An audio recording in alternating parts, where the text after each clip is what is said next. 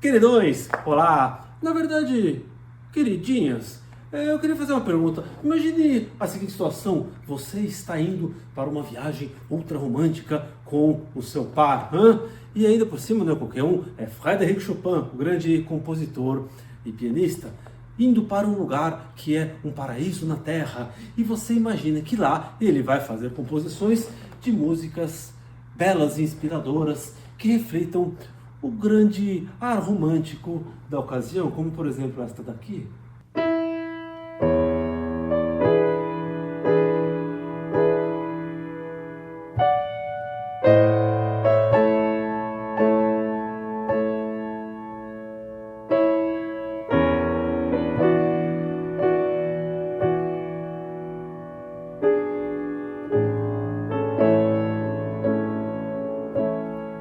Chegou a ser orquestrada numa versão para balé.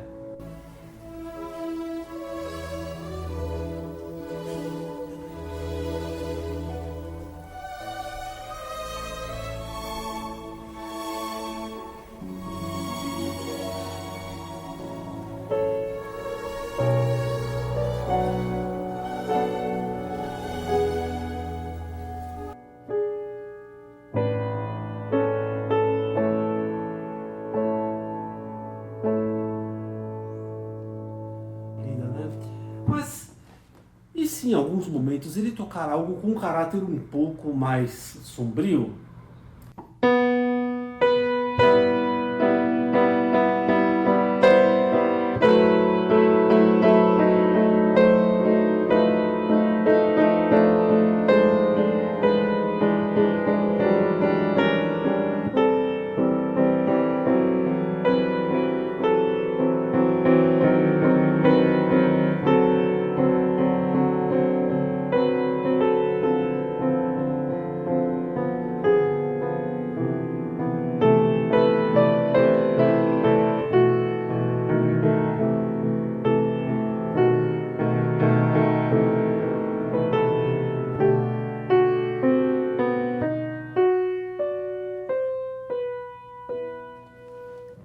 O que você, como mulher, iria fazer? Armar um barraco e dizer: não está feliz comigo? Vai embora! Ou ser empática, ver se ele está com algum sofrimento ou algum problema ou com algum medo de morrer? Vamos bisbilhotar?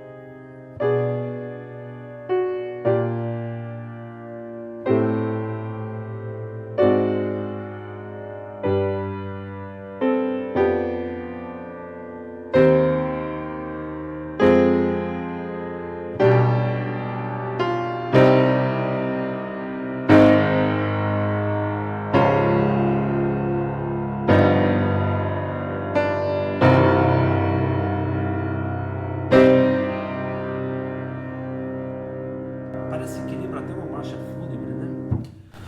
Na verdade, o que aconteceu foi que Chopin já era um compositor estabelecido em Paris com sua amante George Sand, e eles resolveram fazer umas férias para a maravilhosa ilha de Palmas de Maiorca. Mas na verdade ele recebeu a recomendação médica de ir para lá, um local mais quente, úmido e agradável, sem aquele ar ruim de Paris, para que ele melhorasse sua condição pulmonar. Era uma das poucas coisas que se podia fazer na época. E assim que ele chegou lá, ficou extasiado com a beleza do lugar, lindíssimo, mar azul turquesa, etc e tal, mas os problemas logo vieram. Ele se encontrou com sua amante George Sand, mas espera um pouquinho, um pequeno parênteses: Jorge é nome de homem. Na verdade, seu nome era Amandine Aurore Lucille Dupin, ou seja, Aurore. Em francês fica muito mais chique, mas se fosse no bom e velho português, seria... Se você fosse sincera...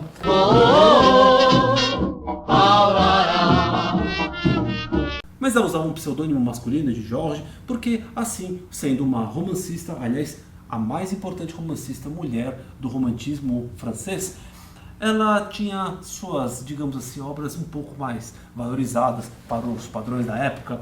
Mas quando ele chegou lá com ela, ela já estava inclusive com os seus 2 filhos, uma menina e um menino, chamado Maurice, que aliás foi responsável por grande parte da documentação visual desta viagem, porque ele era um excelente pintor e gravurista.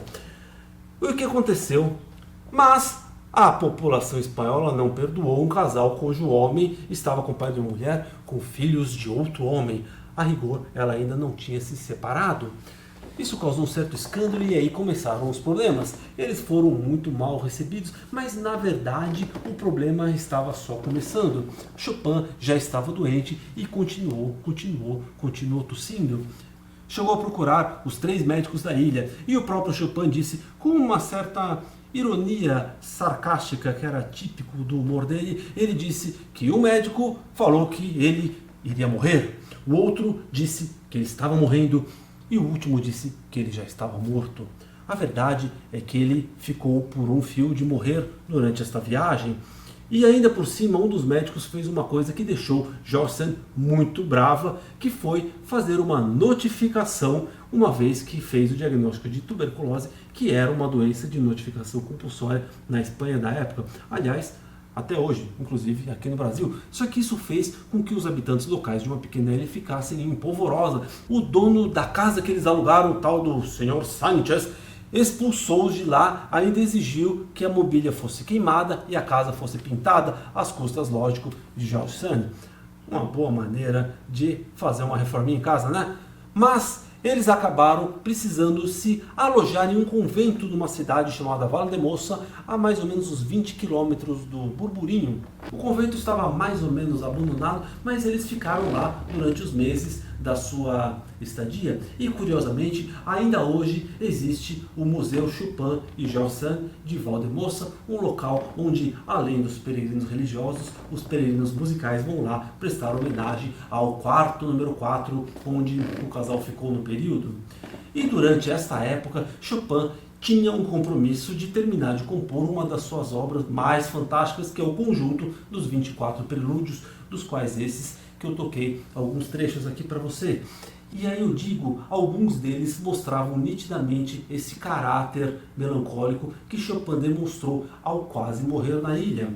No próprio diário de George Sand, ela descreve um dia que ela estava voltando com seus filhos ao convento e encontrou Chopin em desespero. Ele estava não apenas muito ruim de saúde, como ele não aguentava o fato de não parar de chover. E nesta situação compôs o seu famoso prelúdio Gota d'Água, como se as notas simbolizassem um pingo que não parava de cair.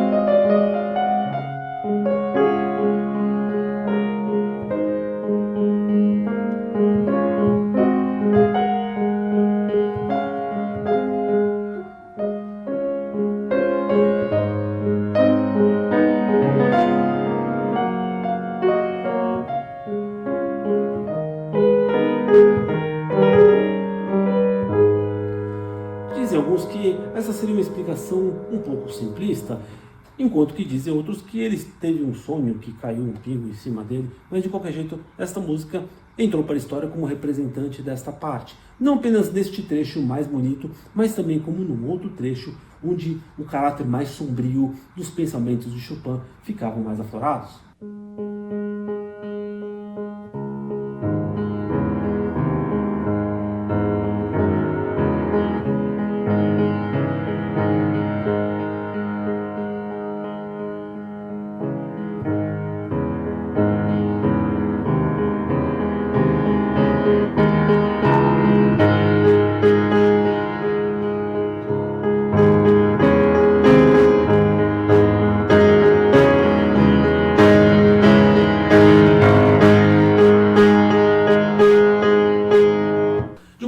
Chopin completou sua coleção de 24 prelúdios durante esta viagem que foi terrível. Eles ainda, ao ir embora, tiveram a carruagem quebrada, a mula saiu, o motorista quis ir embora, brigaram, se desentenderam e, na verdade, a viagem foi tão terrível que dizem alguns que ela até teria causado o início de um processo de ruptura do casal. Para que se tenha ideia, 2 de seus prelúdios, que supostamente foram composições de uma viagem que tinha tudo para ser o mais romântica possível, são tão perturbadoras que foram tocadas no próprio velório de Chopin em uma versão orquestral, como por exemplo o de número 6.